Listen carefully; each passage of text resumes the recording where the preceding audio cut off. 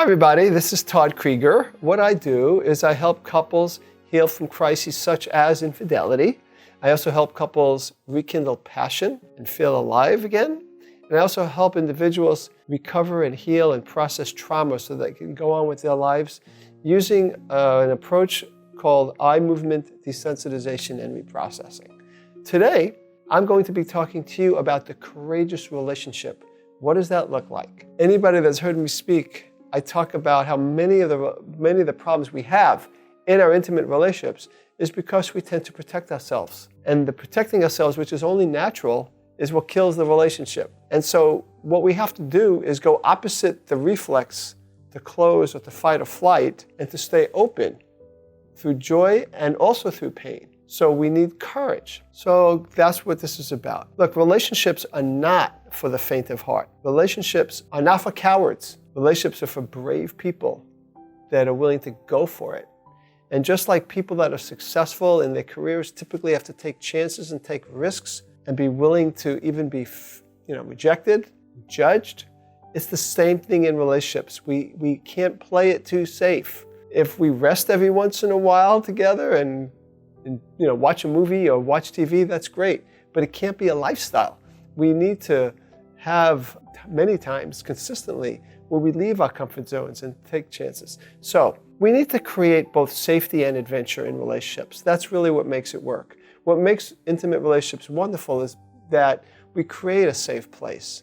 That is a place where we can be ourselves. But that becomes a launching pad to create adventures. And the courageous relationship has elements of both safety and adventure. One of the things I have found is that when a couple uses the relationship for their own self-development, that is a great recipe for relationship success. So you're basically doing two things at the same time. One is you're developing yourself, and two is you're developing the relationship. For example, when I encourage my wife to talk to me about things that she's angry at me about, it helps me develop my ability personally to self-soothe even when my partner is angry, which is a very important skill to have. And also it helps me be more resilient. But of course, as the relationship, it also helps the relationship grow where we begin having the capacity to talk about tough conversations. Because when we can talk about tough conversations, then we're free to also have love and joy and romance and passion. I always say we're not selective stuffers. In other words, if I stuff my anger, my hurt, my pain 98% of the time, I'm probably on some level stuffing my zest and my enthusiasm for the relationship 98% of the time. That is not a recipe of success. So, if I had a hidden camera in a room where a couple was what I call the courageous couple, this is what I would see. They talk about what bothers them, like I was just talking about. They can be vulnerable, even when angry. What does that mean, vulnerable when angry? They don't retreat into fight or flight. When I'm angry, I still look at you. I still connect with you. I could even touch you and say, I'm so angry at you right now because I'm feeling my feelings. I'm courageously creating an intention to share with you, not dump on you, not punish you, but to connect with you, even when I'm angry. We notice our fear, for example. This is another thing. We notice our fear, but we don't succumb to it. It's very natural. Using the same example, if my wife is really angry at me and comes at me, and she's just really mad, chances are that I will initially have some feeling, some fear response in my body. Notice it, but don't succumb to it. Now, just briefly, I'll say what it looks like if I succumb to it is going to be either getting angry back at her as a defense or just avoiding her entirely. But when I don't succumb to it, I notice the fear, but I look at her and I stay connected to her. I stay connected to my own body and I stay connected to her. So what it looks like is you have these people that are staying connected.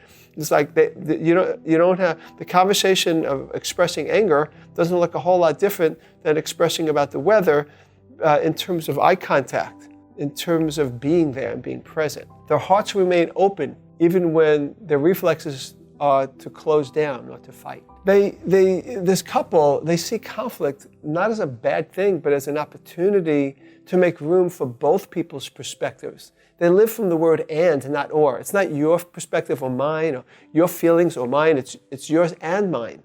It's yours and mine. There's room. If you're hearing them, So it's not only, well, I guess a hidden camera that also hidden video camera, let's say. So you get to get audio. What you'd be hearing in their dialogue is that both people take turns. That I get an opportunity to express myself, and I feel heard by you, and you could see it. And then the other person does too. It's not like point, counterpoint, point, counterpoint, point, counterpoint. Nobody's really taking in the other person. What it also looks like is they create novelty. As they go traveling to new places, or they go on new dates, or they even go to new restaurants, or they do things together. They have adventures together. They do it just the two of them. They do it with friends. There's a variety of ways that they're comfortable with just the two of them, but they're also comfortable socially with other people. They trust each other, and they both have sufficient time to do their own thing separate from the other person. They may have very different desires, but they're allowed to pursue their passions. So that gives them the sense of aliveness that they need to have, so that when they come together, they can really give each other good energy. They have the safety of sharing their inadequacies. This is not a place where they have to always look good, in the bedroom and out of the bedroom. Okay, they could talk about the things that they've failed at, that they've had a tough day at work, they look bad, so that they could get support from the other person. They allow themselves to feel loved even when they haven't performed well, even when they're demonstrating some vulnerabilities inside of them. They give love, they receive love. And I just quickly mentioned, but in the bedroom they are explorers just like they are out of the bedroom. They explore, they try new things. They have the safety of non-judgmentalness and 100% acceptance no matter what happens as an outcome. They're not concerned about sexual performance because they courageously don't take it personally. They know they love each other. And so it's room to try new things, and it doesn't always work out, and that's all okay, and they keep going. They know that the emphasis in the bedroom is to tune into each other's needs and do their best to meet the needs and create pleasure for themselves as well as for the other person. They're not perfect, but who is, right? When they have problems, when they slip into old modes, because the courageous couple, sometimes they slip into their fear modes. And when they slip into their fear modes, there's reactivity, there's fight or flight, but they recover quickly. They go, there I go, I slipped into my old mode, I regressed, I apologize. They do it within seconds or minutes. And they apologize, and let's try this again. This time talk to me and I won't get defensive. Or let's try this sexual thing again, and this time I'm not going to be so concerned about my own performance, and rather I will pay attention to you and notice how you're doing and not be so concerned. They put a priority on each other's and their own well-being, and they emphasize self-care. So they don't just blindly go after money. Money's great, but they live their life, they create a work-life balance so that there's time to spend together. They courageously decide how they want to live their life, and they value their life and where they want to live and how much time they devote to work so they can have still time for each other, as well as for their own well-being and their own self-care. And like I said, they own their own stuff. They repair. So that's very important, this whole idea of repair. Being a courageous couple means when we slip, we repair, we recover, and we don't have to continue being destructive, even if we were for a short period of time. So that's what the courageous couple looks like. I've helped thousands of couples look like that. I'm here for you as well. Just know that you can also click on the link, 7 Secrets to a Sexy Marriage. And I wish you all the best in reaching your relationship potential.